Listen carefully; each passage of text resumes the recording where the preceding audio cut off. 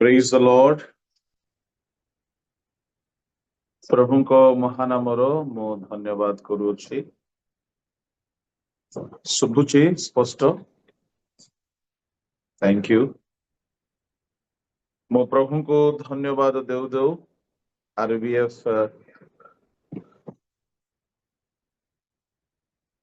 ଫ୍ୟାମିଲିର ସମସ୍ତ ଭାଇ ଭଉଣୀ ଯେତେ ପ୍ରଭୁଙ୍କ ଦାସ ଦାସୀ ଆସି ସମବେତ ଅଛନ୍ତି, ସମସ୍ତଙ୍କୁ ପ୍ରଭୁ ଯୀଶୁଙ୍କ ବହୁମୂଲ୍ୟ ନାମରେ ବହୁତ ବହୁତ ସାଧୁବାଦ ଏବଂ ନମସ୍କାର ଜ୍ଞାପନ କରୁଛି।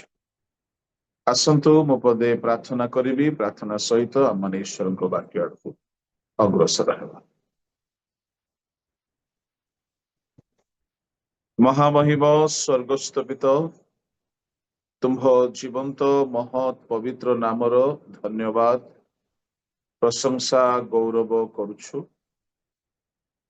ପ୍ରଭୁ, ଏହି ବେଳାରେ ଆମ୍ଭେମାନେ ତୁମ୍ଭ ବାକ୍ୟ ଅଧ୍ୟୟନ କରିବା ପାଇଁ ଯାଉଅଛୁ। ପ୍ରଭୁ, ତୁମ୍ଭେ ଆପଣା ଜୀବନ୍ତ ପବିତ୍ର ବାକ୍ୟ ଆମ ସମସ୍ତଙ୍କୁ ପ୍ରଦାନ କର। ଏହି ସମୟ ଆମ ସମସ୍ତଙ୍କ ପାଇଁ ତୁମ୍ଭର ରବ ଶୁଣିବାର ସମୟ। ସ୍ୱର୍ଗ ଉନ୍ମୁକ୍ତ କର ପ୍ରଭୁ। ଏହି ସମୟରେ ତୁମ୍ଭର ଆତ୍ମା ଆମ୍ଭମାନଙ୍କ ମଧ୍ୟରେ ଗମନାଗମନ କରନ୍ତୁ ଏବଂ ଆମ ପ୍ରତ୍ୟେକଙ୍କ ପାଇଁ ଯାହା ପ୍ରୟୋଜନୀୟ ପ୍ରଭୁ ତାହା ତୁମ୍ଭେ ପ୍ରକାଶ କର ଏବଂ କଥା କୁହ, ଆଶୀର୍ବାଦ କର। ସମସ୍ତ ବିଷୟକୁ ତୁମ୍ଭେ ଆପଣା ନିୟନ୍ତ୍ରଣରେ ରଖି ଗୌରବ ପାଅ ବୋଲି ଧନ୍ୟବାଦ ସହିତ ପ୍ରାର୍ଥନା ଯୀଶୁଙ୍କ ନାମରେ ମାଗେ, ଆମେନ୍। ପ୍ରଭୁଙ୍କ ନାମର ଧନ୍ୟବାଦ ହେଉ। ଆଜିର ପ୍ରସଙ୍ଗ ହେଉଛି ଦ୍ୱାର ନିକଟରେ। ଆଜିର ପ୍ରସଙ୍ଗ ହେଉଛି ଦ୍ୱାର ନିକଟରେ। ପ୍ରଭୁଙ୍କ ଲୋକମାନେ ଯେତେବେଳେ ଜଣେ ଆସିକି ଦ୍ୱାର ନିକଟରେ ଆଘାତ କରେ, ଆମେ ତତ୍ପର ହୋଇଯାଇଥାଉ ଦ୍ୱାର ଖୋଲିବା ପାଇଁ। ଆଉ ଅନେକ ସମୟରେ ଦ୍ୱାର ନିକଟରେ ଶୁଭ ବାର୍ତ୍ତା ଆସିକି ପହଞ୍ଚିଥାଏ, ଆଉ ଅନେକ ସମୟରେ ଦୁଃଖର ବାର୍ତ୍ତା ଆସିକି ପହଞ୍ଚିଥାଏ। ଦ୍ୱାର ଖୋଲିକି ଦେଖୁ ଦେଖୁ ବେଳେ ବେଳେ ଆନନ୍ଦର ଖବର ମିଳେ, ବେଳେ ବେଳେ ଦୁଃଖର ଖବର ମିଳେ। ପ୍ରଭୁଙ୍କ ନାମର ଧନ୍ୟବାଦ ହେଉ। ଆଜି ମୁଁ ଈଶ୍ୱରଙ୍କ ବାକ୍ୟରୁ ଆପଣମାନଙ୍କ ସମ୍ମୁଖରେ ରଖିବାକୁ ଚାହେଁ, ଆମେ ଦ୍ୱାର ନିକଟରେ କି ପ୍ରକାରେ ନିଜକୁ ରଖିବା ଦରକାର। ଆସନ୍ତୁ ଧ୍ୟାନ ନିମନ୍ତେ ବାହାର କରିବା ପ୍ରକାଶିତ ତାହାର 3 ଅଧ୍ୟାୟର 20 ପଦ କେହି ଜଣେ ପଢିବେ। ଦେଖ, ଆମ୍ଭେ ଦ୍ୱାର ନିକଟରେ ଠିଆ ହୋଇ ଆଘାତ କରୁଅଛୁ। ଯଦି କେହି ଆମ୍ଭର ସ୍ୱର ଶୁଣି ଦ୍ୱାର ଫିଟାଇ ଦେବ, ତାହା ହେଲେ ଆମ୍ଭେ ପ୍ରବେଶ କରି ତାହା ନିକଟକୁ ଯିବୁ। ପୁଣି ଆମ୍ଭେ ତାହା ସହିତ ଭୋଜନ କରିବୁ ଓ ସେ ଆମ୍ଭ ସହିତ ଭୋଜନ କରିବ। ଏହି ସ୍ଥାନରେ ଲାଉଦିକିଆ ମଣ୍ଡଳୀ ର ଅବସ୍ଥାକୁ ପରମେଶ୍ୱର ସୂଚାଉଛନ୍ତି ଆଉ କହୁଛନ୍ତି, ଦେଖ, ଆମ୍ଭେ ଦ୍ୱାର ନିକଟରେ ଠିଆ ହୋଇ ଆଘାତ କରୁଛୁ। ଏହା ବହୁତ ଜଣାଶୁଣା ପଦ ଅଟେ, ବହୁତ ଫ୍ୟାମିଲିଆର, ବହୁତ ସୁପରିଚିତ ପଦ ଅଟେ। ଆଉ ପ୍ରଭୁ ଯୀଶୁ ଖ୍ରୀଷ୍ଟ ଦ୍ୱାର ନିକଟରେ ଠିଆ ହୋଇଛନ୍ତି। ପ୍ରଭୁଙ୍କ ଲୋକମାନେ से द्वार निकटरे ठिया होइकी आघात करुछन्ति। कौन पाई आघात करुछन्ति?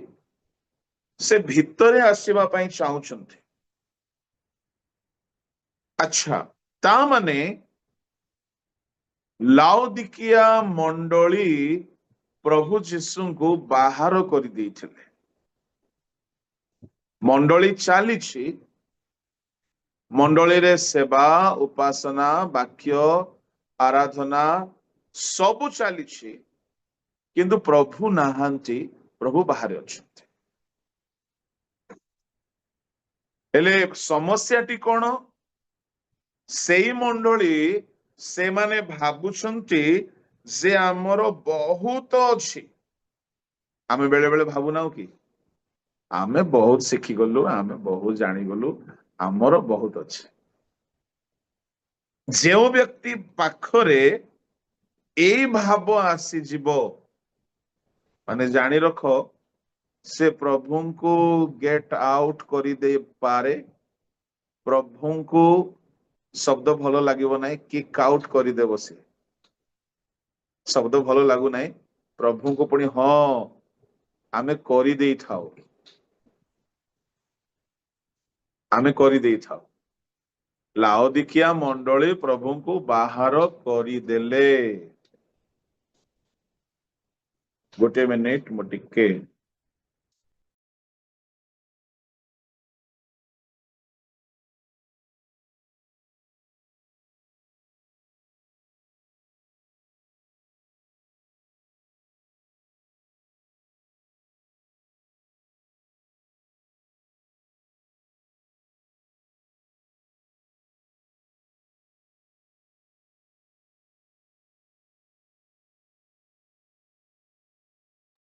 Okay, praise the Lord. लाउदिकिया मंडली से माने भाबुछंती कोन? से माने भाबुछंती हमर बहुत अछि। प्रभु कहउछंती तुमे धनी, मोर बहुत संपत्ति अछि, मोहर कौनसी अभाव नाही। से माने भाबुछंती। बेले बेले आमे भाबु नाउ कि मु बहुत वाक्य जानी गली, मु बहुत सीनियर हे गली, मु बहुत नॉलेजेबल हे गली, मु बहुत एक्सपीरियंस्ड हे गली, मो पाखरे बहुत किछि अनुभव अछि। एहा मिथ्या नुह। लाउदिकिया मंडली से माने भाबुछंती आमर बहुत संपत्ति अछि, संपत्ति थिला। से माने भाबुछंती आमर अभाव नाही, ताहा सत, किंतु सेमानंकर चिंता भावना भूल थिला। से माने मेटीरियल बा भौतिक संपत्ति को से माने संपत्ति बोली भाबुछंती। से माने स्ट्रक्चरल संपत्ति को बा से माने बाहिक संपत्ति को संपत्ति बोली भाबुछंती। किंतु प्रभु कहउछंती तुम्भे जे दुर्भागा, तुम्भे जे दीनहीन, तुम्भे जे दरिद्र, अंध, ता माने आत्मिक भावरे से माने दुर्भागा ही जाए। ये गोटे गोटे अवस्था को गोटे गोटे कम से कम आधा घंटा घंटाटी समय लागिवो। क्यों मान को दुर्भागा कहा जाए? स्पिरिचुअली क्यों मान को दुर्भागा कहा जाए? जो माने पापरु बाहरी पारंती नहीं, से माने दुर्भागा। रोमियो 7 अध्याय 22 पद जदि आमे पढ़िबा, से स्थान रे साधु पाउल से निज संबंध रे कहउछंती, हाय किपरि दुर्भागा मनुष्य जे मो। 7:24 पढ़ंतु। हाय दुर्भाग्य मनुष्य जे मु, मते एही मृत्युर शरीररू किए उद्धार करिब? के उद्धार करिब? केतेबेले पाउल निजको दुर्भागा बोली भाबिले, जेतेबेले से शारीरिक अभिलाष सहित स्ट्रगल करुथिले।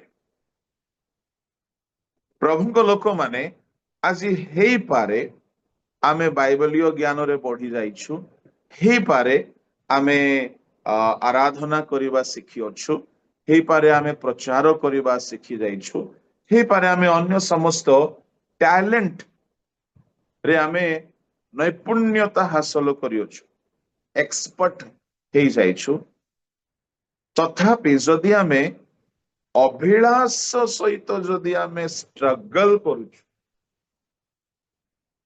ए सबु टैलेंट थिबा सत्वे हैं आमे दुर्भाग्य बेले बेले बयस थाए 60 मन 16 थाए मो बेले बेले कुहे कथाटा बयस होतिबो 60 मन 16 बेले बेले बयस 70 मन 17 एमिति सबु कार्यकलाप गुड़ाक कौन सामना को आसुने आसुछि 60-65 बयस बयसर लोक गोटे 40 वर्षर लोक सहित से विवाह करी पळुछि यारो भी फैमिली अच्छी तारो भी फैमिली अच्छी तो बाइबल एमानंकु दुर्भागा बोली नाम दउछि Paulo even though he was a mighty preacher यद्यपि से जणे दक्ष प्रचारक यद्यपि से जणे माइटी हीलर शक्तिशाली सुस्थकारी सेवक यद्यपि से जणे बहुत सुनाम प्राप्त आत्मा लाभकारी मंडली स्थापनकारी यद्यपि तांको गामुछा तांको रुमाल द्वारा शक्ति प्रवाहित होउथिला तथापि से जे पर्यंत लास्ट ऑफ द फ्लेश शारीरिक अभिलाष रे से बाहरी पारि नाहंती तहिरु से संघर्ष करुछंती से कहउछंती मु दुर्भागा तेरे प्रभु को लोक माने लाउदिकिया मंडली को प्रभु कहउछंती तुमे दुर्भागा तुमे निजको धनी बोली भाबुछो सिना तुमे दुर्भागा मु दुर्भागार गोटे डेफिनेशन आपण मन को कहली एमान को दुर्भागा बोली कहा जाए जो माने कि पापर स्ट्रगल रु बाहरी नाहंती जो माने पापर जय पाई पारि नांती पाप ऊपर से माने जेते भी रिचली टैलेंटेड हेउंतु ना काई की से मानकर स्वभाव प्रभु को दृष्टि दुर्भागा पूर्ण स्वभाव आ प्रभु कहउछंती कोन तुमे दीनहीन दीनहीन किए दीनहीन अटे जे अभिशप्त मनीष दीनहीन अटे तुमे दरिद्र तुमे अंध तुमे उल्लंग अंध आखि देखा जाऊ नहीं फारुसी मानु को जीसु अंध बोली कहले रे अंध आगे 23-27 पढ़ंतु माथ्यू कि प्रकार अंधता धरिथिला फारुसी मानु को ସେଥିରେ ଗୃହକର୍ତ୍ତାଙ୍କ ଦାସମାନେ ତାଙ୍କ ପାଖକୁ ଆସି କହିଲେ ସାନ୍ତେ ଆପଣ କଣ ନିଜ କ୍ଷେତରେ ଭଲ ବିହନ ବୁଣି ନଥିଲେ ତେବେ ମାଥ୍ୟୁ ବାଳୁକା 23-27 ପଢୁଛନ୍ତି हाय दंडर ହାୟ पत्र शास्त्री और फारसी माने कारण तुम्बे माने शुक्लीकृत समाधि स्वरूप ताहा बाहर सुंदर देखा जाए किंतु भितरे मृतमान को अस्थि और सर्व प्रकार असुचितारे परिपूर्ण देखो तो प्रभु यीशु एठारे फारुसी माननकु भर्त्सना करूछंती आ से कोन बोली कहउछंती से मानकु बारंबार दंडर पात्र अंध 24 पद पढ़ंतु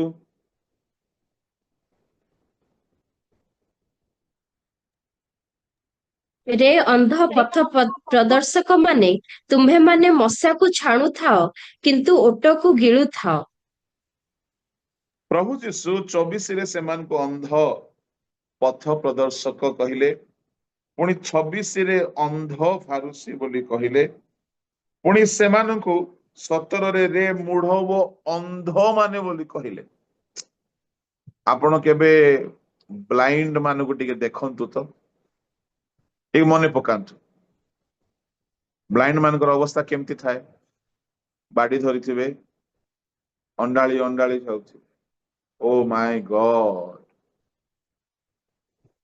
एते शास्त्र ज्ञान रखिकी मध्य फारुसी माने अंडाळी होउछंती जानी पारु नाहंती सत्यता कोण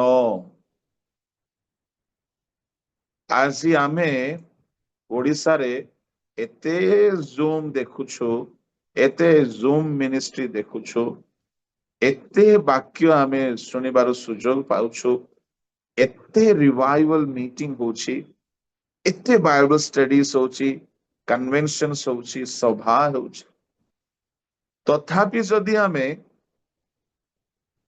ପ୍ରଭୁଙ୍କ ଦୃଷ୍ଟିରେ ଯଦି ଅନ୍ଧ ବୋଲି ପ୍ରଭୁ କହିଦେବେ, କେତେ ଦୁଃଖର କଥା। ଜଣେ ଯେ ଶାସ୍ତ୍ରୀୟ ଜ୍ଞାନ ରଖିବା ବ୍ୟକ୍ତି ଯେ ଧାର୍ମିକ ଆଦୌ ନୁହଁ, ଯେହେତୁ ଶାସ୍ତ୍ରୀୟ ଜ୍ଞାନରେ ଧୁରନ୍ଧର ପ୍ରଖତ ଜ୍ଞାନୀ ମାନଙ୍କୁ ଯୀଶୁ ଫାରୁସି ମାନେ, ଯୋଉମାନେ ପ୍ରଖତ ଜ୍ଞାନୀ ଥିଲେ, ଅନ୍ଧ ବୋଲି କହିଲେ। ଲାଉଦିକିଆ ମଣ୍ଡଳୀକୁ ଅନ୍ଧ ବୋଲି କୁହାଯାଉଛି। ଅନ୍ଧର ବିଭିନ୍ନ ପରିଭାଷା ଅଛି। ପ୍ରଭୁଙ୍କ ଲୋକମାନେ ସେମାନେ ଦିନହୀନ, ଦରିଦ୍ର, ଅନ୍ଧ, ଉଲଙ୍ଗ। ଉଲଙ୍ଗ କିଏ ଅଟନ୍ତି? ଅନାଜ୍ଞାବହ। ଆଦମ ହବା ଅନାଜ୍ଞାବହ ହୁଅନ୍ତି, ଉଲଙ୍ଗ ହେଇଗଲେ। ଉଲଙ୍ଗ କିଏ ଅଟେ? ବାହିନୀ ଭୂତ ଯାକ ଧରିଛି ସେ ଉଲଙ୍ଗ, ସେ ଉଲଙ୍ଗ। ଦୁଷ୍ଟାତ୍ମାରେ ଆକ୍ରାନ୍ତ ଲୋକମାନେ ଉଲଙ୍ଗ ଅବସ୍ଥାରେ ରୁହନ୍ତି। ପାଗଳ ମାନେ ଅର୍ଦ୍ଧନଗ୍ନ ଅବସ୍ଥାରେ ରୁହନ୍ତି। ତ ଏଇ ସ୍ଥାନରେ ଲାଉଦିକିଆ ମଣ୍ଡଳୀକୁ ପ୍ରଭୁ କହୁଛନ୍ତି ତୁମେ ନିଜର ଅବସ୍ଥା ଜାଣିପାରୁନା। ଆଉ ଶୁଣନ୍ତୁ, ଯେଉଁ ଅନୁଷ୍ଠାନ ବା ଯେଉଁ ମଣ୍ଡଳୀ ବା ଯେଉଁ ଫେଲୋସିପ ନିଜର ଅବସ୍ଥାକୁ ରିଆଲାଇଜ କରିପାରୁନାହାନ୍ତି, ନିଜର ଅବସ୍ଥାକୁ ବୁଝି ପାରୁନାହାନ୍ତି, ସେମାନେ ପ୍ରଭୁଙ୍କୁ ବାହାର କରିଦେଇଛନ୍ତି। ଲାଉଦିକିଆ ମଣ୍ଡଳୀ ସମ୍ବନ୍ଧରେ ପ୍ରଭୁ କହୁଛନ୍ତି, ଦେଖ ଆମ୍ଭେ ଦ୍ୱାର ନିକଟରେ ଠିଆ ହୋଇ ଆଘାତ କରୁଅଛୁ। ତାମାନେ ଭିତରେ ଏମାନେ ନିଜର ସବୁ ଚଲେଇଛନ୍ତି, ସବୁ ଭଲ ଚାଲିଛି, କିନ୍ତୁ ପ୍ରଭୁ ସେ ସ୍ଥାନରେ ନାହାନ୍ତି। ଯେହେତୁ ପ୍ରଭୁ କାହିଁକି ନାହାନ୍ତି ତାର କାରଣ ଅଛି। କାହିଁକି ପ୍ରଭୁ ସେ ଭିତରେ ନାହାନ୍ତି? ପ୍ରକାଶିତ ଯଦି ଆମେ 3 ଅଧ୍ୟାୟରେ ଦେଖିବା, ପ୍ରଭୁ କାହିଁକି ନାହାନ୍ତି ମଣ୍ଡଳୀ ଭିତରେ, 15 ପଦ ପଢନ୍ତୁ, 15-16, 3-15-16। ଆମ୍ଭେ ତୁମ୍ଭର କର୍ମ ଜାଣୁ, ତୁମ୍ଭେ ଶୀତଳ ନୁହଁ କି ଉଷ୍ଣ ହିଁ ନୁହଁ। ତୁମ୍ଭେ ଶୀତଳ କି ଉଷ୍ଣ ହେଲେ ଭଲ ହୁଅନ୍ତା। ଏଣୁ ତୁମ୍ଭେ ଶୀତଳ କି ଉଷ୍ଣ ନ ହୋଇ ଈଷଦୁଷ୍ଣ ହେବାରୁ ଆମ୍ଭେ ତୁମ୍ଭକୁ ଆପଣା ମୁଖରୁ ଉଦ୍ଗାର କରିବାକୁ ଯାଉଅଛୁ। ପ୍ରଭୁ କହୁଛନ୍ତି ଆମେ ତୁମ୍ଭକୁ ଉଦ୍ଗାର କରିବାକୁ ଯାଉଛୁ, ଉଦ୍ଗାର କରିବାକୁ ଯାଉଛୁ। ଉଦ୍ଗାର ବୋଲି କହିଲେ ବାନ୍ତି, ବାନ୍ତି। ଆଚ୍ଛା, ବାନ୍ତି ବୋଲି କହିଲେ ଯାହା ଭିତରେ ଅଛି ତାହାକୁ ବାହାର କରିଦେବା। ଶୁଣନ୍ତୁ, ଯଦି ଆମେ ପ୍ରଭୁଙ୍କୁ ବାହାରେ ରଖିବା ନା, ପ୍ରଭୁ ଆମକୁ ବାହାର କରିଦେବେ। ଆମେ ଯଦି ଈଷଦୁଷ୍ମ ହୋଇକି ରହିବା,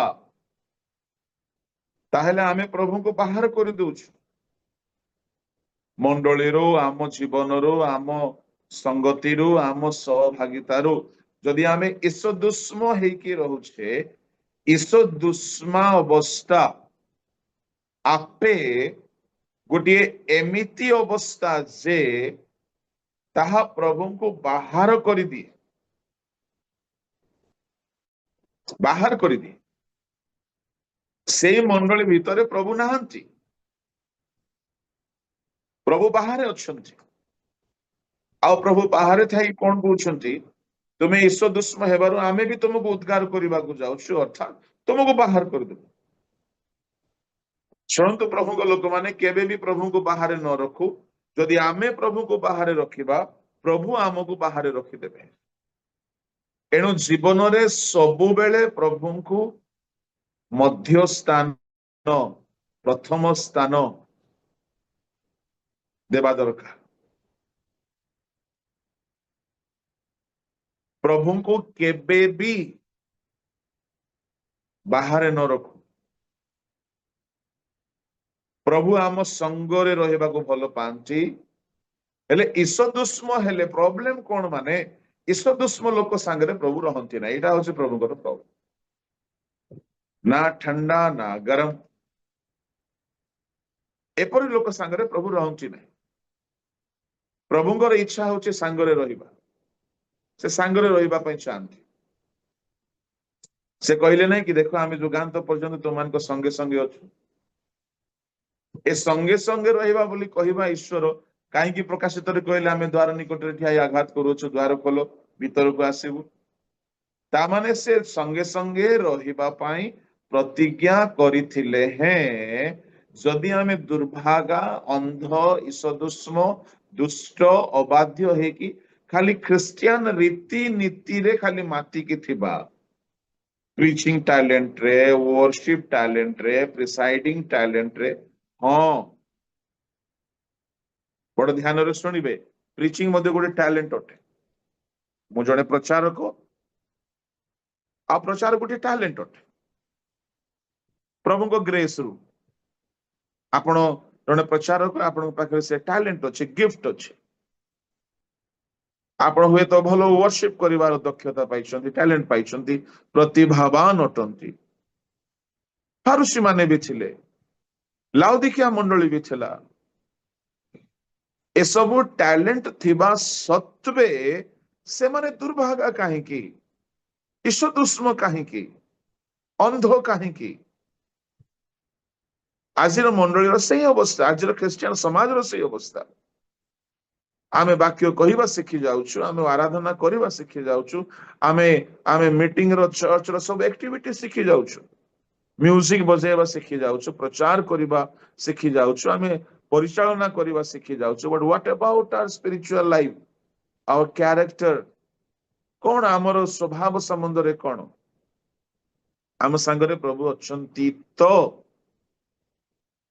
से आम संगरे चालुछंती तो यात्रा 33:14 प्रभु कहले आम श्रीमुख तुम सहित गमन करिवो my presence shall go with thee ता माने प्रभु संगरे चलिबा पई चाहंती यात्रा 14 अध्याय रे मेघस्तंभ अग्निस्तंभ आगे आगे चलिला प्रभु आगे आगे चलिबा पई चाहंती प्रभु को लोक माने से प्रायोरिटी चाहंती से इंपोर्टेंस चाहंती से चाहती कि आमे तांको गुरुत्व देउ आमे तांको प्राधान्य देउ आमे तांको बाहर न रखो आमे तांको इग्नोर न करू आमे केमती प्रभु को बाहर रखु जानि छुंती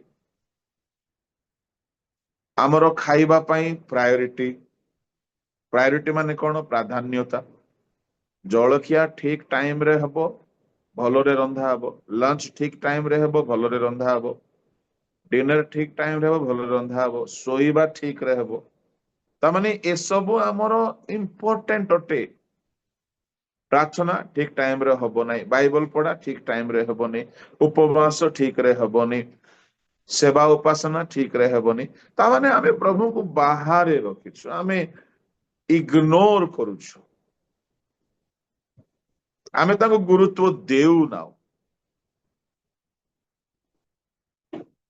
आमे बिल्कुल गुरुत्व देउ ना सुनंतु जदि कही जूम रे रेगुलर चर्च रे रेगुलर प्रीचिंग रे रेगुलर मो परी स्पीकर हेबारे regular doesn't mean he is spiritual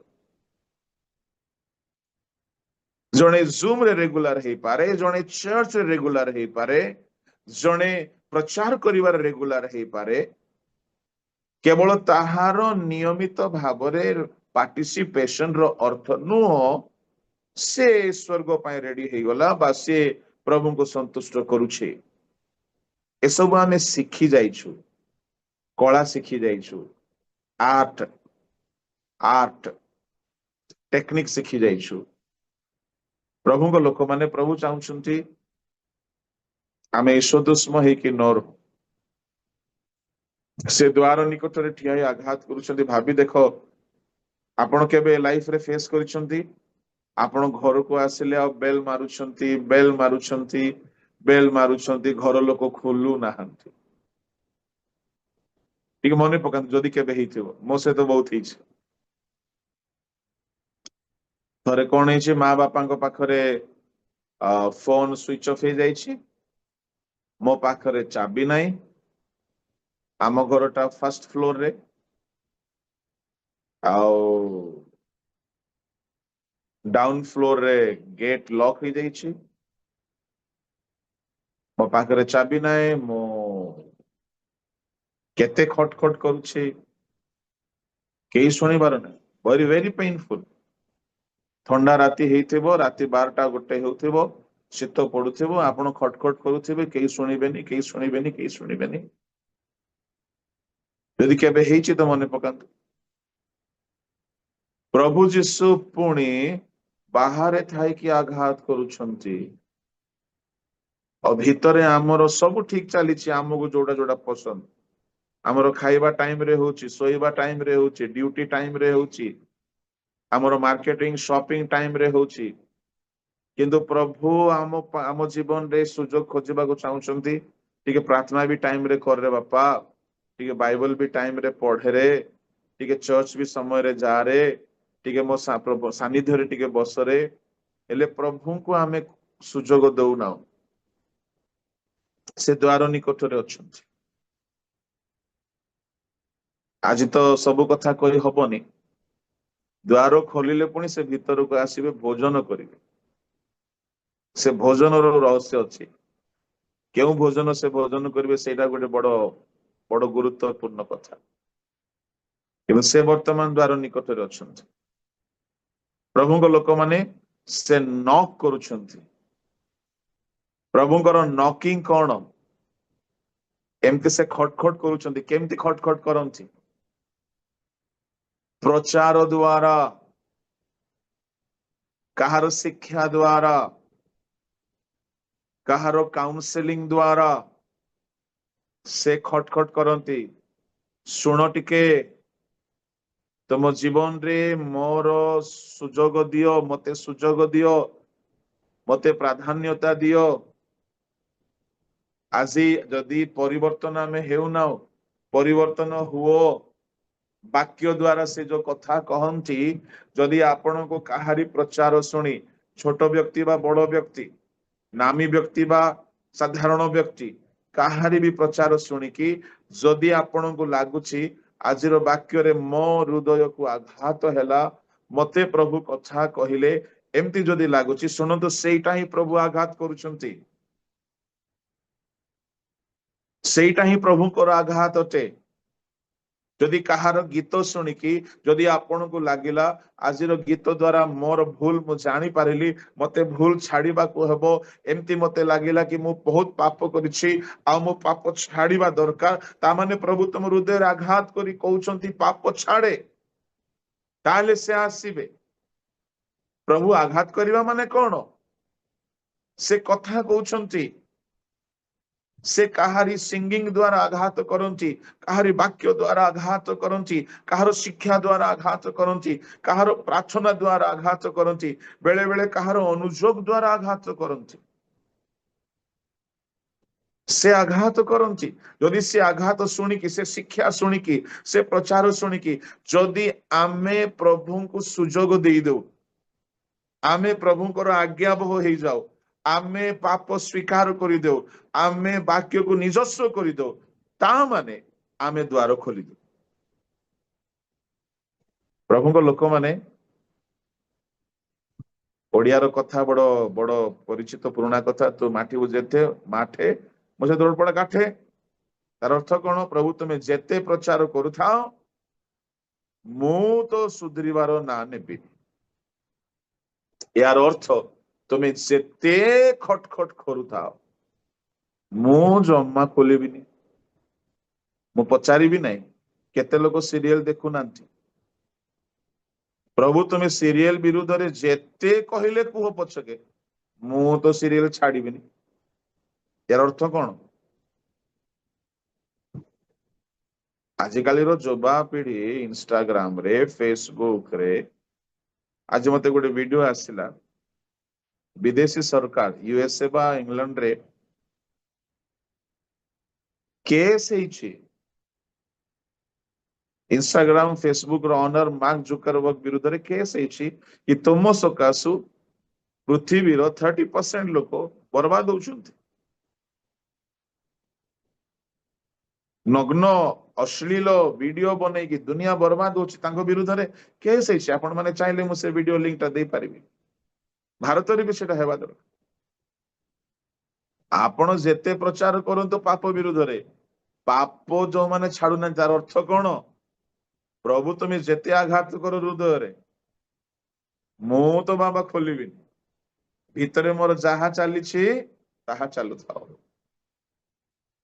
ତୁମେ ଯେତେ ଆଘାତ କର। ଆଜିକାଲି କିଛି କିଛି ପୁଅ ଝିଅ ବାକ୍ୟ ଶୁଣୁଥିବେ, ପ୍ରଚାର ଶୁଣୁଥିବେ, କିନ୍ତୁ ଜୀବନ ବଦଳିବ ନାହିଁ। ଏବେ ରିସେଣ୍ଟଲି ଗୋଟେ ପିଲାର କଥା ମୁଁ କହିବି, ଅନବିଲିଭେବଲ, ଗୋଟେ ଏତେ ସ୍ପିରିଚୁଆଲ ବୋଲି ଆମେ ତାକୁ ଭାବୁଥିଲୁ। ବାଇବଲ ପଢିବା, ଗୀତ ଗାଇବା, ଜୁମ ମିଟିଂ ଆଟେଣ୍ଡ କରିବା, ସବୁ ସବୁ ସବୁ ସବୁରେ ଭଲ। ଦେଖିଲା ବେଳକୁ ଗୋଟେ ଟୋକା ଫାନ୍ଦରେ ପଡିକି ବାୟା ହେଇକି କାନ୍ଦୁଛି। କଥା କଣ? ଦ୍ୱାର ବାହାରେ ପ୍ରଭୁ, ଭିତରେ ଚାଲିଛି। ଏସବୁ ଟ୍ୟାଲେଣ୍ଟ ଅଟେ। କୋଉ ସବୁ? ପ୍ରଚାର କରିବା, ବାଇବଲ ପଢିବା। ଓ ଭଲ ବାଇବଲ ପଢୁଛି, ଆମେ ଭାବିଦଉ ସ୍ପିରିଚୁଆଲ। ନୋ। ଜଣେ ଭଲ ଗୀତ ଗାଇ ଦଉଛି, ଭଲ କଥା। ଜଣେ ଭଲ ପ୍ରିଚିଂ କରୁଛି, ଭଲ କଥା। ତାର ଅର୍ଥ ନୁହଁ କି ସେ ସ୍ପିରିଚୁଆଲ। ପ୍ରଭୁଙ୍କ ଲୋକମାନେ ତ ପ୍ରଭୁ ଆଘାତ କରନ୍ତି, ମାନେ ଆମର ପର୍ଟିକୁଲାର ଭୁଲକୁ ଛାଡିବା ପାଇଁ ସେ ଆଘାତ କରନ୍ତି। ମୁଁ ଜାଣି ନାହିଁ ପ୍ରଭୁ କାହା ପାଇଁ ଆଜି କଥା କହୁଛନ୍ତି, କିନ୍ତୁ କଥା କହୁଛନ୍ତି। ପ୍ରଭୁ ନ କରନ୍ତି, ପ୍ରଭୁ ଆଘାତ କରନ୍ତି।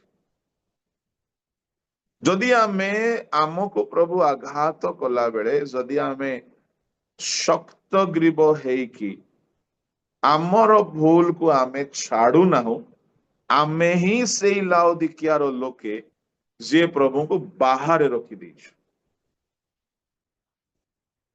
ଆପଣ ଭାବନ୍ତୁ ନାହିଁ ଯେ ଆମେ ଲାଉଦିକିଆର ନାହୁଁ ବୋଲିକି।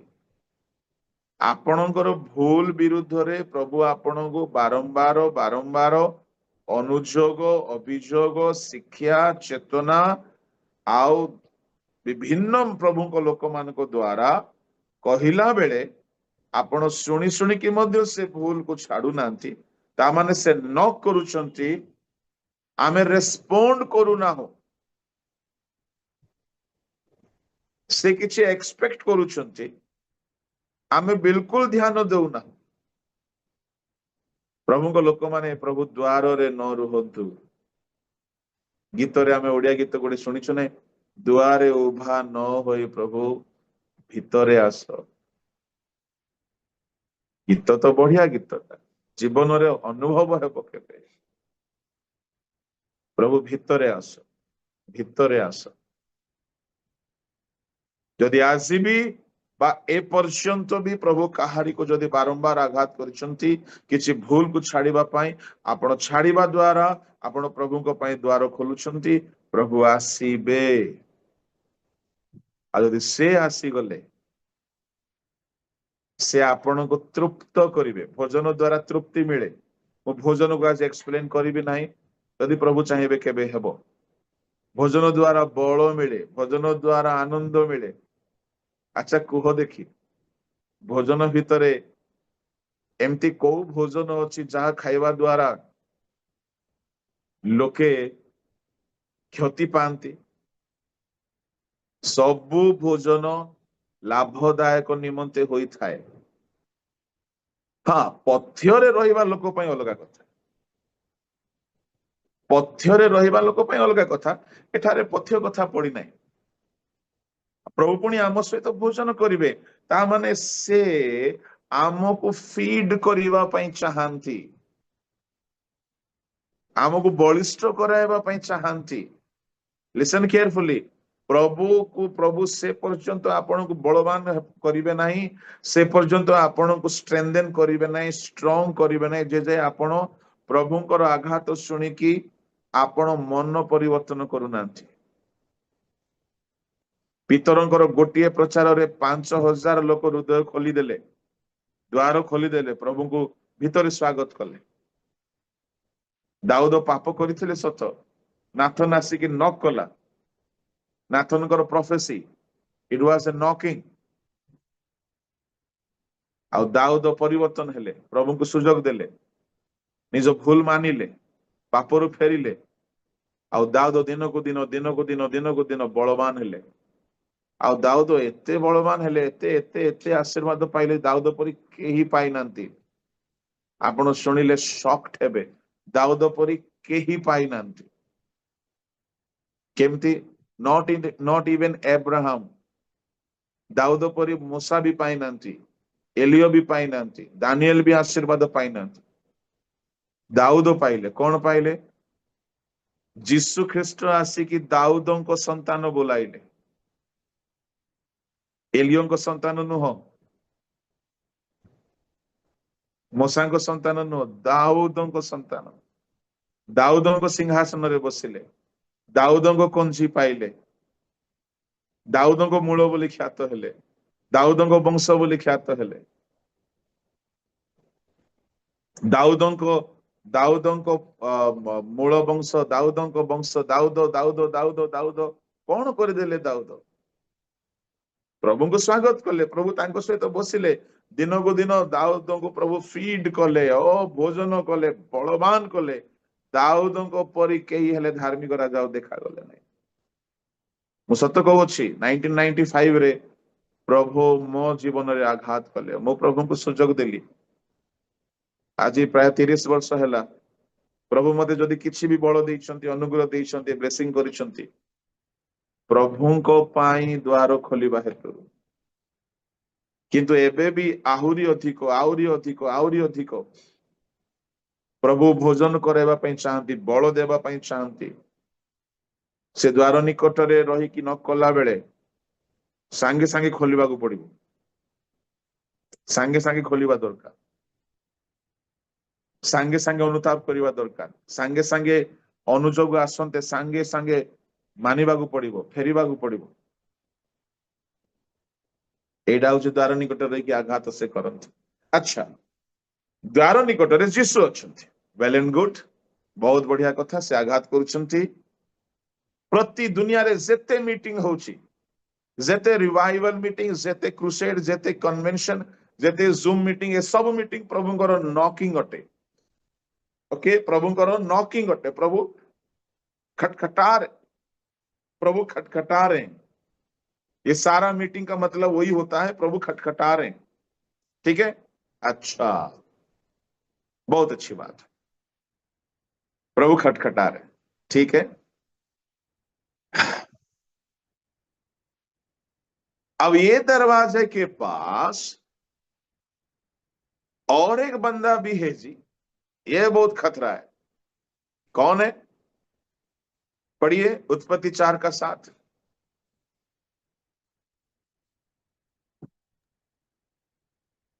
ସତ୍କର୍ମ କଲେ କି ତୁମ୍ଭେ ଊର୍ଦ୍ଧ୍ୱମୁଖ ହେବ ନାହିଁ, ସତ୍କର୍ମ ନ କଲେ ପାପ ଦ୍ୱାରରେ ଛକିଥାଏ, ତୁମ୍ଭ ପ୍ରତି ତାହାର ବାସନା ରହିବ, ମାତ୍ର ତୁମ୍ଭେ ତାହା ଉପରେ କର୍ତ୍ତୃତ୍ୱ କରିବ। जरा हिंदी में पढ़िएगा, कोई अगर हिंदी वाले हैं। यदि तू भला करे तो क्या तेरी भेंट ग्रहण न की जाएगी, और यदि तू भला न करे तो पाप द्वार पर छिपा रहता है और उसकी लालसा माय तेरी गॉड, ओर होगी। कहां पर पाप छुपा रहता है? द्वार पर। ओ, ये तो गड़बड़ बात है जी। द्वार पर यीशु मसीह खड़ा हुआ खटखटा रहा है, साथ ही साथ द्वार पर पाप भी खटखटा रहा है, पर वो छुप के बैठा है। वो खटखटाने का तरीका उसका कैसा है? वो ओपनली नहीं खटखटा रहा है, वो छुप के बैठा है। जहां थोड़ा सा मौका मिलेगा वो घुस बैठेगा। अच्छा, भले काम नहीं करने पर पाप द्वार पर छिपा रहता है।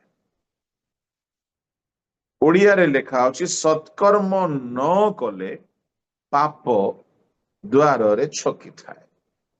ऐसा लिखा है ना, सत्कर्म न कले पाप द्वार रे छकी थाए। अच्छा, ताहले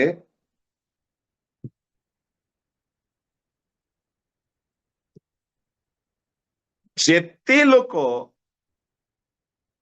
सत्कर्म करती नहीं तांकर द्वार रे प्रभु नहांती पाप अच्छे।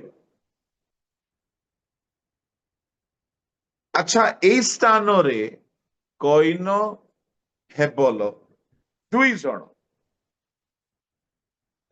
कईन और हाबिल दो व्यक्ति है। अच्छा किसने भला काम किया? हाबिल ने। अच्छा किसने बुरा काम किया? कईन ने। हाबिल के द्वार पर प्रभु है, कईन के द्वार पर पाप है। इस बात को समझने के लिए प्रभु का कृपा चाहिए।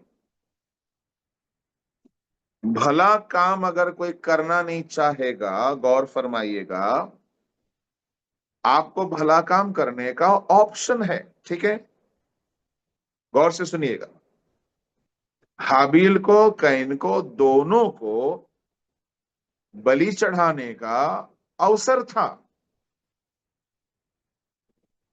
पर हाबिल ने दिल से चढ़ाया और सबसे अच्छा बलिदान चढ़ाया और बड़े हर्ष दिल से चढ़ाया। और कैन ने सबसे अच्छा बलिदान भेंट नहीं चढ़ाया। तो बुरे काम करने के कारण पाप दरवाजे के पास आके छुप के रहता है। और 7वां पद में लिखा है पाप द्वार पर छुपा हुआ है। आगे वो पाप कहाँ आ गया जी? वो छुपा हुआ पाप आगे देखिएगा क्या हो गया है, नीचे पढ़िएगा 8। तब कैन ने अपने भाई हाबिल से कुछ कहा, और जब वे मैदान में थे तब कैन ने अपने भाई हाबिल पर चढ़कर उससे घात किया। घात किया। पाप अगर द्वार पर है ना, ये पाप छुप के रहेगा रहेगा, घात करेगा। ये दोनों भाई के बारे में थोड़ा समझने की कोशिश करिएगा। ये दुई जन भाई को विषय रे टिके बुझिबा पई चेष्टा करंतु। ये दुई जन भाई चर्च गले, फॉर एग्जांपल दुई जन बेदी निकट रे अछंती, दुई जन प्रभु को सेवा दउछंती, प्रभुंकर सेवा करूछंती, प्रभुंकर गौरव करूछंती, प्रभुंकर उपासना करूछंती। जनक पक्षरे प्रभु अछंती, जनक पक्षरे प्रभु नाहंती। जेतेबेले से ठीक रे भूमि उत्पन्न शस्य उत्सर्ग कला नाही, पाप तार जीवन द्वार रे छकी रहिला। जेतेबेले से ईर्षा कला, ए छकी थिबा पाप मर्डर कला। पाप कोडी छकी थाए? आमर स्वभाव रे। हेबल भल भाव रे उत्सर्ग कला, ता भितरे ईर्षा नाही, ता भितरे शत्रुता नाही, ता भितरे स्वार्थ नाही, रुष्ट चित्तरे सत्य भाव रे उत्सर्ग कला। प्रभु गौरव पाइले, प्रभु आशीर्वाद कले। आज मध्य हेबलर ना प्रशंसित होते। कईन मनरे ईर्षा कला, भूल कला, कर्म रे भूल कला, ठीक रे उत्सर्ग कला नहीं। विवेकानुसारे सूची हृदय से प्रभु को सेवा कला नहीं, सत्कर्म कला नहीं, पाप छकी थिला। जेतेबेले भितरे ईर्षा हैला, ये पाप सुजोग पाइला। ईर्षा क्रोध कला, क्रोध हत्या कराइला। देखंतु, आप अगर ईर्ष्या करोगे, आपण कहा प्रति ईर्षा करिवे, ईर्षा जदि आसी जाए ता माने आपणक जीवन द्वार रे पाप छकी बसिथिला आउ सुजोग पाइगला। एबे मते कुह, आमे केते लोक अछु ईर्षा जमा करूनु? କ୍ରୋଧ ଆଚ୍ଛା ଛାଡ, ଈର୍ଷା ହଉନଥିବ, ଆମେ ସବୁ ଆତ୍ମିକ ଲୋକ, ଠିକ ଅଛି। କେତେ ଲୋକ ଆମେ ରାଗୁନୁ, ଜମା ଜମା କ୍ରୋଧ କରୁନୁ। ଯଦି ଆମେ ରାଗୁଛୁ, ଯଦି ଆମେ କ୍ରୋଧ କରୁଛୁ, ତାହେଲେ ଆମର ଦ୍ୱାରରେ ପ୍ରଭୁ ନାହାନ୍ତି, ପାପ ଅଛି, ଶୈତାନ ଅଛି। ଏଣୁ ଆଜିର ମୋର ପ୍ରସଙ୍ଗ, ଦ୍ୱାର ନିକଟରେ କିଏ ଅଛନ୍ତି? ଯଦି ଆପଣ ଆରେ ବାପରେ କୁହନି କୁହନି କୁହନି, ବଡ ବଡ ବକ୍ତା ମାନଙ୍କୁ ମୁଁ ଦେଖିଛି ଆଜ୍ଞା ଈର୍ଷାରେ କାମୁଡା କାମୁଡି ହୁଆର। ବଡ ବଡ ପ୍ରଭୁଙ୍କ ଲୋକମାନଙ୍କୁ ମୁଁ ଦେଖିଛି, କାହିଁନା ଈର୍ଷାରେ କଇନ ପରି ହେବଲକୁ ମର୍ଡର କରିବା ପାଇଁ ଚେଷ୍ଟା କରୁଛୁ। ସତ୍କର୍ମ ନ କଲେ ପାପ ଦ୍ୱାରରେ ଛକି ଥାଏ, ଅର୍ଥାତ୍ ଈର୍ଷା କଲେ ପାପ ଦ୍ୱାରରେ ଛକି ଥାଏ, କ୍ରୋଧ କଲେ ପାପ ଦ୍ୱାର ନିକଟରେ ଥାଏ। ଆଉ ଯଦି ସେ ଦ୍ୱାର ନିକଟରେ ଅଛି, ଆପଣ କ୍ରୋଧ ଈର୍ଷା କରୁଛନ୍ତି, ତାହେଲେ ଆପଣଙ୍କ ଦ୍ୱାରା ପାପ ହିଁ ହେବ, ଭଲ ହେବ ନାହିଁ।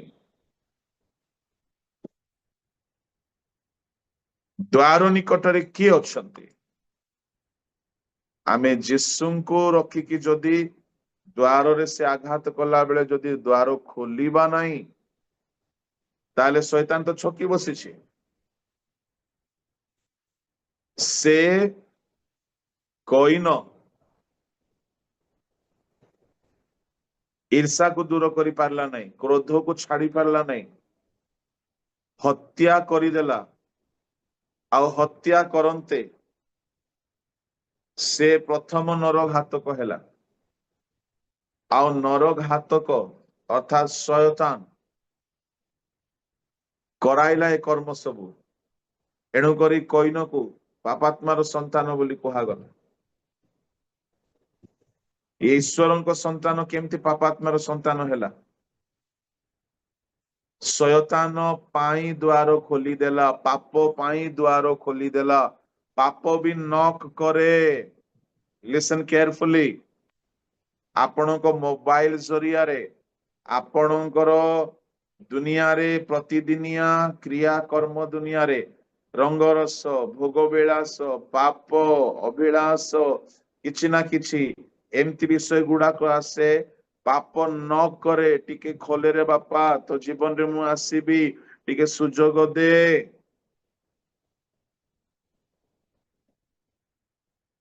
ପାପ ବି ଆଘାତ କରେ ଦ୍ୱାର ନିକଟରେ ରହିକି, ସେ ଛକି ବସେ, ଟିକେ ସୁଯୋଗ ପାଇଲେ ପଶିଯିବ ସେ। ପ୍ରଭୁଙ୍କ ଲୋକମାନେ, ଏଣୁକରି ଲେଖା ଅଛି ପ୍ରଥମ ପିତର 5:8, ସିଂହ ପ୍ରାୟ ଗର୍ଜନ କରି ଖୋଜି ବୁଲୁଛି। ଏଫେସିୟ 4:27, ଶୈତାନକୁ ସ୍ଥାନ ଦିଅ ନାହିଁ, ସେ ଛକି ବସୁଛି, ସେ ଖୋଜି ବୁଲୁଛି। କଣ ସେ ଆଘାତ କରୁନି ଭାବୁଛନ୍ତି? ଗୋଟିଏ ମୁଁ ଆପଣଙ୍କୁ କହୁଛି ଶୁଣନ୍ତୁ। ଯୋସେଫ ସାମ୍ନାରେ ପଟିଫର ସ୍ତ୍ରୀ ଆସିକି ଯାହା ବି କରୁଥିଲା, କଣ ଥିଲା ତାହା? ଆଘାତ କରୁଥିଲା, ଖୋଲି ଦିଅ। ସେ ନ କରୁଥିଲା, ମତେ ସୁଯୋଗ ଦିଅ ପାପ କରିବା ପାଇଁ, ଭୋଗ କରିବା ପାଇଁ, ଅଭିଳାଷ ପୂର୍ଣ୍ଣ କରିବା ପାଇଁ। ଆଜିକାଲି ଦୁନିଆରେ ମୋବାଇଲ ମାଧ୍ୟମରେ ଆଉ ଦୁନିଆର ଏତେ କରପସନ ହେଇଯାଇଛି ଯେ ସ୍ଥାନେ ସ୍ଥାନେ ଶୟତାନ ଛକି ବସିଛି। ଆଉ ସେ ମଝିରେ ନ କରୁଛି, ଆଘାତ କରୁଛି, ଟିକେ ସୁଯୋଗ ଦେଇଦିଅ। ଏଣୁକରି ଏଫେସିୟ 4:27 ଇଂଲିଶରେ ବହୁତ ସୁନ୍ଦର ଲେଖାଗଲା, don't give foothold to Satan. Foothold, ତାର ଅର୍ଥ ଶୈତାନକୁ ପୁଣି ପାଦ ରଖିବାକୁ ସ୍ଥାନ ଦିଅ ନାହିଁ। ସେ ବି ଦ୍ୱାର ପାଖରେ ଅଛି, ଯୀଶୁ ବି ଦ୍ୱାର ପାଖରେ ଅଛନ୍ତି। It's up to you, to whom are you opening the doors. ଆପଣ କାହା ପାଇଁ ଦ୍ୱାର ଖୋଲିବେ, ସେ ଆସିବ। ପ୍ରଭୁଙ୍କ ନାମର ଧନ୍ୟବାଦ ହେଉ।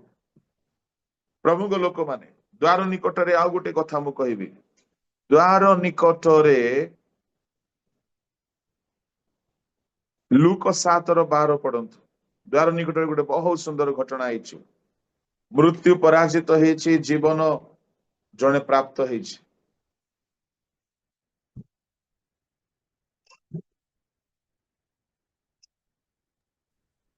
ସେ ନଗର ଦ୍ୱାର ନିକଟରେ ଉପସ୍ଥିତ ହୁଅନ୍ତି।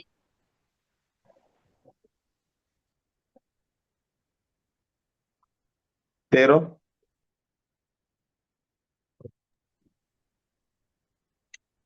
ତାହାକୁ ଦେଖି ପ୍ରଭୁ ତାହା ପ୍ରତି ଦୟାରେ ବିଗଳିତ ହୋଇ ତାହାକୁ କହିଲେ, କ୍ରୋଧ କର ନାହିଁ। 12, 13, 14, 15, 16 पढ़िबा दरकार नहीं समय हो गला। जीशु निजर शिष्य मान सहित लोक मान सहित नाइन नगर को जाउछन्ति। नगर द्वार निकटरे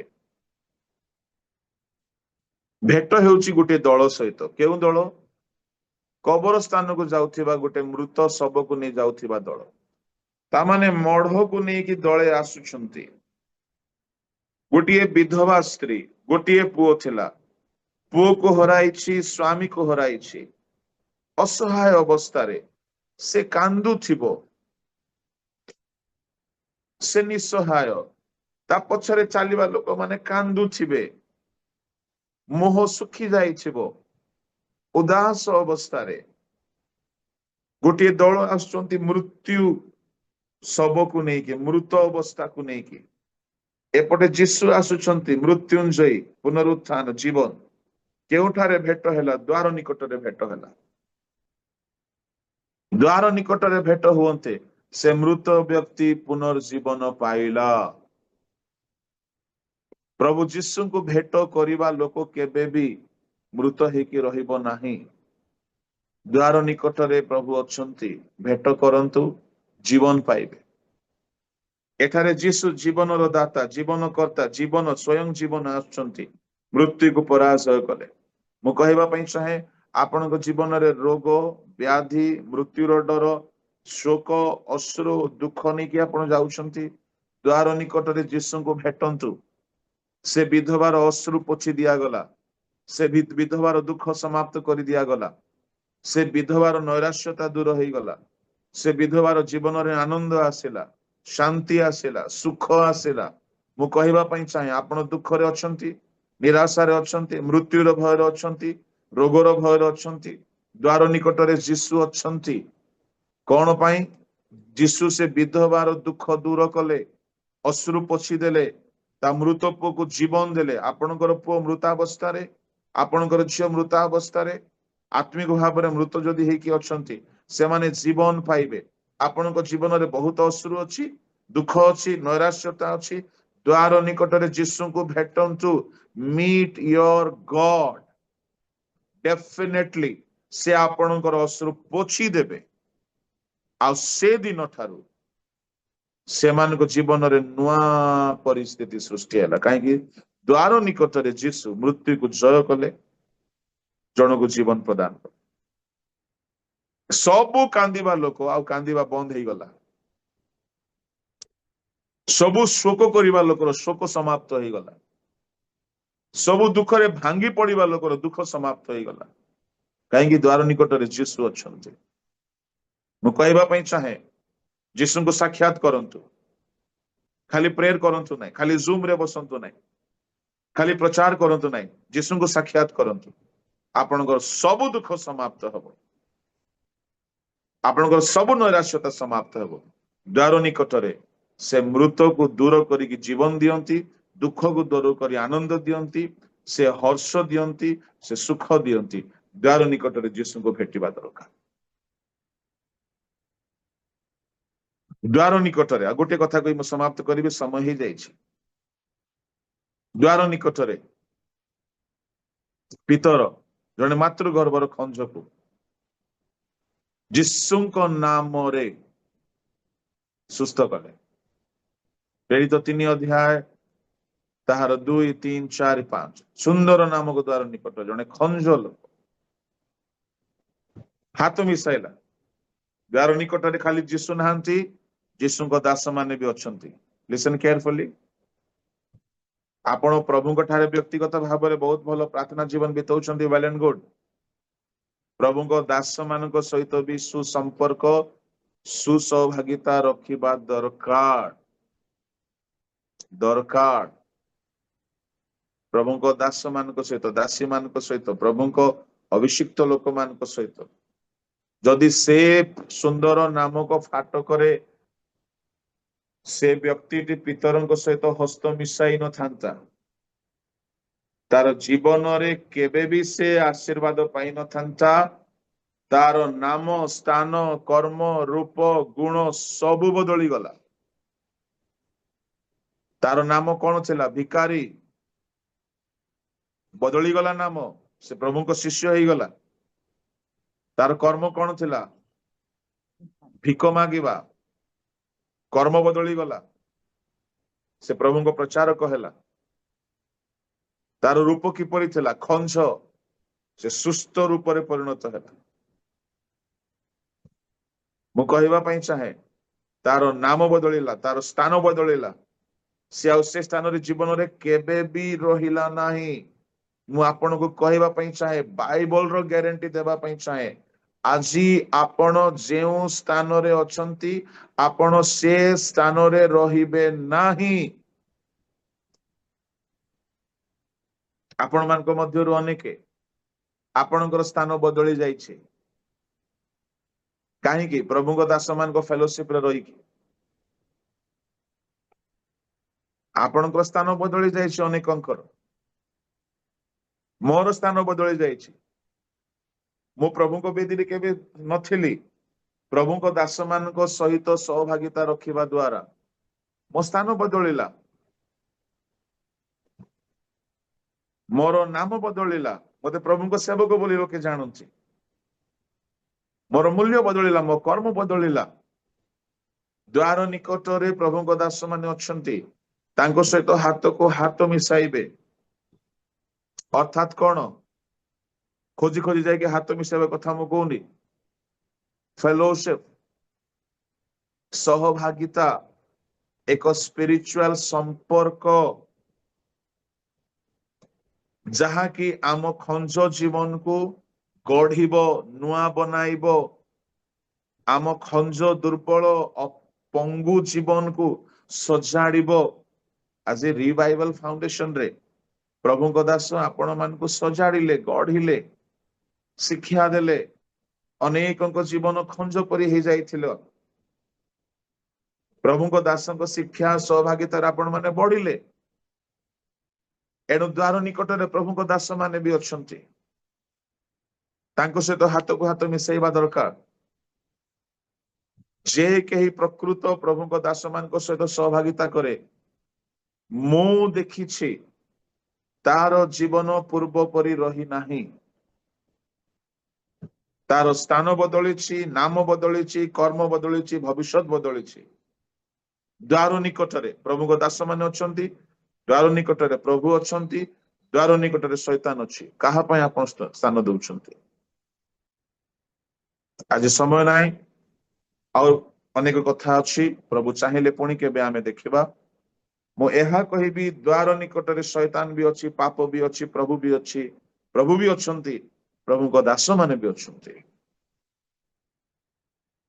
ଆଜିକାଲି ଯଦି ପାପରେ ହିଁ ବେଶୀ ଆମେ ସମୟ ଦେଉଛେ, ମୋବାଇଲରେ ବିଭିନ୍ନ ଅନର୍ଥ ବିଷୟରେ, ପ୍ରଭୁଙ୍କ ଦାସ ମାନଙ୍କ ସହିତ ସହଭାଗିତା ନାହିଁ, ପ୍ରଭୁଙ୍କ ସହିତ ସମୟ ନାହିଁ, ତାମାନେ ଆମେ ଦ୍ୱାର ପ୍ରଭୁଙ୍କ ପାଇଁ ବନ୍ଦ କରିଛୁ, ପ୍ରଭୁଙ୍କ ଦାସ ମାନଙ୍କ ପାଇଁ ବନ୍ଦ କରିଛୁ। ପାପ ପାଇଁ, ସିରିଏଲ ପାଇଁ, ମୋବାଇଲ ପାଇଁ, ସୋସିଆଲ ଆପ ପାଇଁ, ଭୋଗ ବିଳାସ ପାଇଁ ଦ୍ୱାର ଖୋଲିକି ରଖିଛୁ। ଜୀବନ ଏ ପ୍ରକାରେ କେବେ ଆଶୀର୍ବାଦ ପାଇବ ନାହିଁ। ମୋର ଏଇ କ୍ଷୁଦ୍ର ପରାମର୍ଶ ସମସ୍ତଙ୍କ ପାଇଁ, ଯେତେ ଆଜି ଲାଇଭ ଦେଖୁଛନ୍ତି ବା ଆଗାମୀ ଦିନ ମାନଙ୍କରେ ଦେଖିବେ, ଆପଣ କାହା ପାଇଁ ଦ୍ୱାର ଖୋଲୁଛନ୍ତି? ପ୍ରଭୁଙ୍କ ପାଇଁ, ପ୍ରଭୁଙ୍କ ଦାସ ମାନଙ୍କ ପାଇଁ, ନା ପାପ ଓ ଶୈତାନ ପାଇଁ? ଅବ୍ରାହମ ତମ୍ବୁ ପାଖରେ ଅଲନ ବୃକ୍ଷ ମୂଳରେ ବସିଥିଲେ। ଲେଖା ଅଛି ତମ୍ବୁ ଦ୍ୱାର ନିକଟରେ ବସିଥିଲେ। ସଦା ପ୍ରଭୁ ଦର୍ଶନ ଦେଲେ।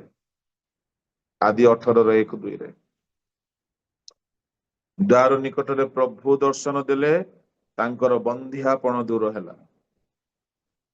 ହଁ, ଇସାକ ଜନ୍ମ ହେଲା। ଦ୍ୱାର ନିକଟରେ, ସୋଦମ ଗମୋରାର ଦ୍ୱାର ନିକଟରେ ଲୋଟ ବସିଥିଲେ, କିଛି ଲାଭ ହେଲା ନାହିଁ। ତାଙ୍କୁ ବି 2 ଗୋଟି ଦୂତ ଦର୍ଶନ ଦେଲେ, ବିଶେଷ ଲାଭ ହେଲା ନାହିଁ। କାହିଁକି? ସେ ଖରାପ ଜାଗାରେ ଥିଲେ, ସୋଦମର ଦ୍ୱାରରେ ଥିଲେ। 19:1-2 ଲେଖା ଅଛି। ସ୍ତ୍ରୀ ହରାଇଲେ, ଝିଅ ମାନଙ୍କର ଜୀବନ ବର୍ବାଦ ହେଇଗଲା। ନିଜେ ଅନ୍ଧ ହେଇ ସାରିଥିଲେ, ଅନ୍ଧ ତ ନୁହଁ, ଦୁର୍ବଳ ହେଇ ସାରିଥିଲେ। ତାଙ୍କ ବଂଶ ଆଶୀର୍ବାଦ ପାଇଲା ନାହିଁ।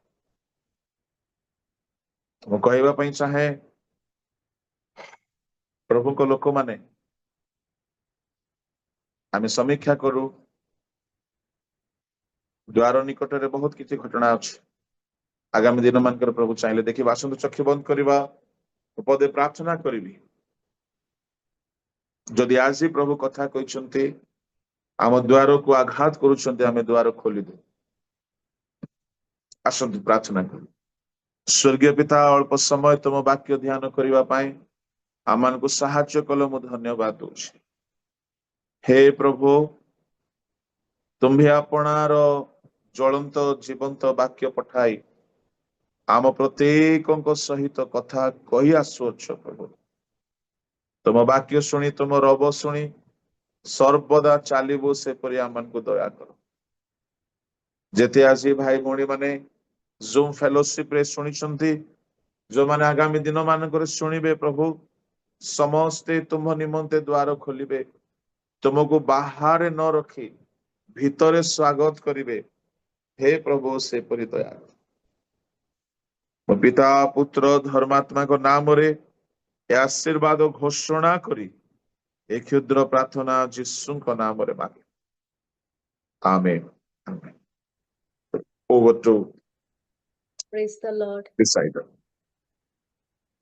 Thank you, sir. ସର୍ବପ୍ରଥମେ ମୁଁ ଈଶ୍ୱରଙ୍କୁ ଏବଂ ତତ୍ପରେ ଈଶ୍ୱରଙ୍କ ଦାସଙ୍କୁ ବହୁତ ବହୁତ ଧନ୍ୟବାଦ ଦିଏ ଆଜିକାର ଏହି ସଚେତନତା, ଅନୁଯୋଗ ଏବଂ ସଂଶୋଧନର ବାକ୍ୟ ନିମନ୍ତେ। ପ୍ରଭୁ ଆପଣଙ୍କୁ ବହୁତ ବହୁତ ଆଶୀର୍ବାଦ କରନ୍ତୁ ସାର୍, କାରଣ ଆଜି ଆପଣ ଆମମାନଙ୍କ ପାଇଁ ଚ୍ୟାନେଲ ଅଫ ବ୍ଲେସିଂସ ହେଲେ, ବିଶେଷ କରି ମୋ ପାଇଁ।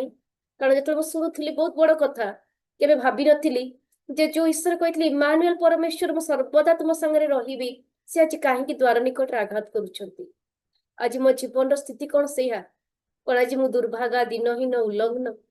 ପ୍ରଭୁ ଏଇ ବାକ୍ୟ ମାଧ୍ୟମରେ ଆଜି ମୋ ସହିତ କଥା କହିଛନ୍ତି। ମୁଁ ବିଶ୍ୱାସ କରେ ଆଜି ଯେତେ ଜଣ ମାନେ ଜୁମ୍ ଏବଂ ୟୁଟ୍ୟୁବ ମାଧ୍ୟମରେ ଅଛୁ, ପ୍ରଭୁ ସମସ୍ତଙ୍କ ଜୀବନରେ କଥା କହିଛନ୍ତି, ବାକ୍ୟ ମାଧ୍ୟମରେ ଦ୍ୱାରରେ ଆଘାତ କରୁଛନ୍ତି। ଯଦି ଆମେ ଦ୍ୱାର ନ ଖୋଲିବା, ଯୋଉ ଈଶ୍ୱର ଆମକୁ କହିଥିଲେ ଯେ ସଦା ସର୍ବଦା ଆମ ସାଙ୍ଗେ ରହିବେ, ସେ ଆମମାନଙ୍କୁ ଦିନେ ଉଦ୍ଗାର କରିବେ।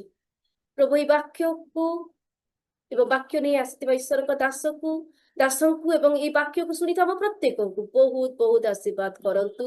এই ସମୟରେ ବାକ୍ୟ ପ୍ରତି ସମର୍ପିତ ହେବା। ଆମମାନଙ୍କ ମଧ୍ୟରେ ପ୍ରଭୁଙ୍କ ଦାସୀ ରୁବି ସିଷ୍ଟର ଅଛନ୍ତି, ସେ ପ୍ରାର୍ଥନା କରିବେ। ତତ୍ପରେ ମୁଁ ଅନୁରୋଧ କରିବି ଆଜି ତାର ଆଶିଷ ଭିକ୍ଷା ନିମନ୍ତେ ଆମମାନଙ୍କ ମଧ୍ୟରେ ପାଳକ ଜିତୁଲିମା ସାର ଅଛନ୍ତି, ସେ ଆମକୁ ଶେଷ ଆଶିଷ ଭିକ୍ଷାରେ କଢାଇ ନେଉଥିବେ। ବର୍ତ୍ତମାନ ରୁବି ସିଷ୍ଟରକୁ ଅନୁରୋଧ କରେ ସେ ଆମମାନଙ୍କୁ ଶେଷ ପ୍ରାର୍ଥନାରେ କଢାଇ ନେଉଥିବେ। Praise the Lord. आवाज आ रही है? Praise the Lord. धन्यवाद करती हूँ प्रभु के दास के लिए। सुंदर वचन से आज हमारे लिए ये चेतना था, ये हमारे लिए अलर्टनेस था कि आज हम जागृत हो जाए प्रभु के सामर्थ्य वचन के द्वारा जो प्रभु ने आज हमसे बातें किया। आइए हम प्रार्थना में जाएंगे। धन्यवाद धन्यवाद धन्यवाद धन्यवाद धन्यवाद। सामर्थ्य अनुग्रहकारी प्रेमी परमेश्वर, आपको कोटि कोटि धन्यवाद करते मेरे परमेश्वर। आप महान है, सामर्थ्य है पिता, सृष्टिकर्ता परमेश्वर। धन्यवाद करती हूँ कि आज का जो वचन आपने हमारे लिए रखा था पिता, जितने लोग आज जूम और यूट्यूब के माध्यम से देख रहे हैं, दयालु परमेश्वर, आज हर एक के जीवन में आपने कार्य किया है पिता। हम विश्वास करते पिता कि जो वचन गिरा है पिता, वो व्यर्थ नहीं जाएगा, वो 30 नहीं 60 नहीं 100 गुना फलवंत होगा पिता। धन्यवाद करती परमेश्वर आपके सुंदर वचन के लिए। धन्यवाद करती आपके अभिषेक प्रिय दास के लिए पिता। पिता और भी उनको आशीष कीजिए, उनकी सेवकाई को आशीष कीजिए पिता, उनके प्रियजन और परिवार को हर एक को नाम बना आप आशीष कीजिए पिता। पिता हम धन्यवाद करते पिता, आज आज हमें समझने का जो मौका दिया पिता कि द्वार पर कौन खटखटा रहा है, क्या परमेश्वर है या पाप है या शैतान है या हमारे खुद के अंदर के पाप, छुपा हुआ पाप है प्रभु। प्रभु हम धन्यवाद करते, पवित्र आत्मा हमें समझने की सामर्थ्य आप देंगे ऐसा हम विश्वास करते पिता, ताकि अगर हमारे अंदर वो पाप है तो उसको हम एक्सेप्ट करके और प्रभु हम माफी मांगे और उस फेलोशिप से जुड़ जाए पिता, जिसके लिए आपने आज हमें सचेतन किया है पिता। धन्यवाद करती मेरे परमेश्वर, धन्यवाद करती हूँ पिता, सारी बातों को आपके हाथों में सौंपते पिता। पिता जो वचन है पिता वो मांस मांस और गुदे गुदे को चीरने वाला वचन है प्रभु। धन्यवाद करती पिता, हम यूं ही सुन करके पिता और फिर से अपने उस पुराने जीवन में ना जाए पिता, बल्कि ये वचन सुन करके पिता हम अपने जीवन को बदलने पाए, ऐसा अनुग्रह और दया कीजिए मेरे परमेश्वर। सारी बातों को एक बार फिर से आपके हाथों में सौंपते हैं, हर एक लोगों को पिता जो जूम के माध्यम से जुड़े हैं, एक एक डिवाइस को आपके हाथों में सौंपते हुए विश्वास से ये प्रार्थना एक मात्र उद्धार करता प्रिय प्रभु यीशु मसीह के नाम से मांगती हूँ, सुन और दया से। आमीन। Praise the Lord. Amen amen. ईश्वर अनुरोध करे आमान मध्य बालक जितुलिमा सार अच्छे से मानकु आशीष भिक्षारे कढ़ाई नौथिबे। सार अनुरोध सार आमान को आशीष भिक्षारे कढ़ाई। आसंतु आमने आशीर्वाद ग्रहण करिबा। ए समय पिता ईश्वर गभीर प्रेम, प्रभु जीशु ख्रीष्ट महानुग्रह, धर्मात्मा को शांति, शक्ति, शिक्षा, चेतना, सहभागिता हम समस्त सहित तांकरी आगमन जाए सहवर्ती हो। आमेन। समस्त को प्रेज द लॉर्ड। Praise